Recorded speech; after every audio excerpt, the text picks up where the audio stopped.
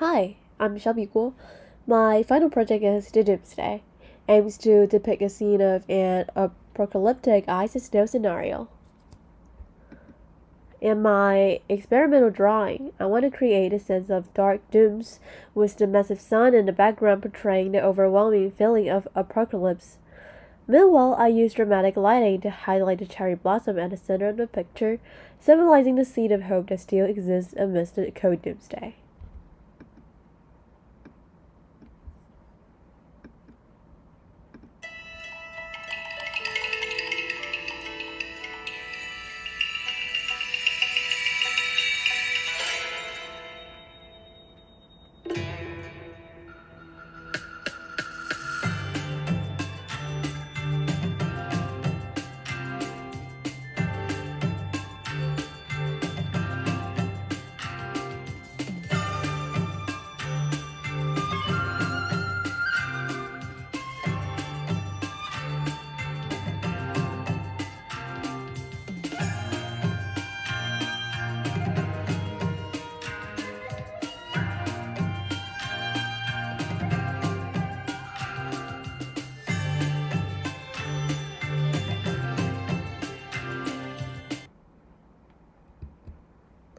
During the modeling and video production process, there are three views that I find particularly interesting.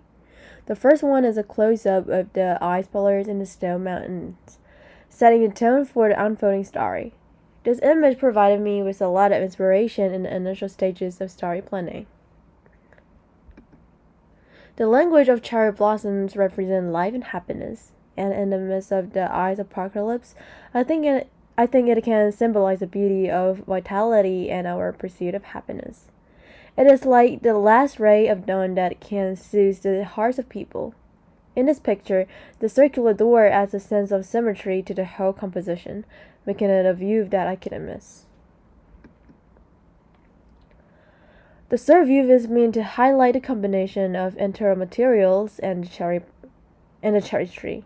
Initially, my inspiration came from the sandy ground in Japanese classical gardens, with layers of circles that intrigued me. However, during the actual rendering, I discovered that using a glass material would not only reflect the cherry blossoms but also create a sense of water, which seemed more interesting. The control of lighting in the video is focused within the circular space where the cherry tree is located.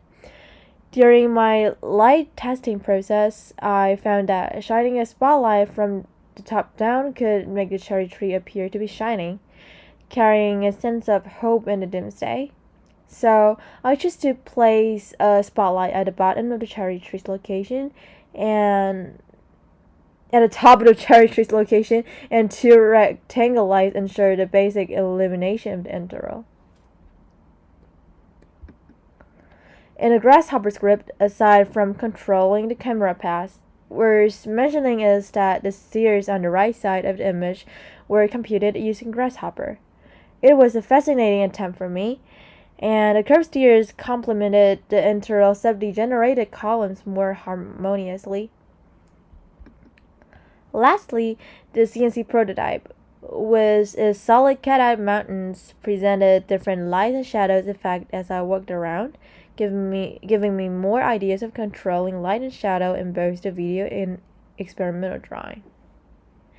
And that's it. Thank you for listening.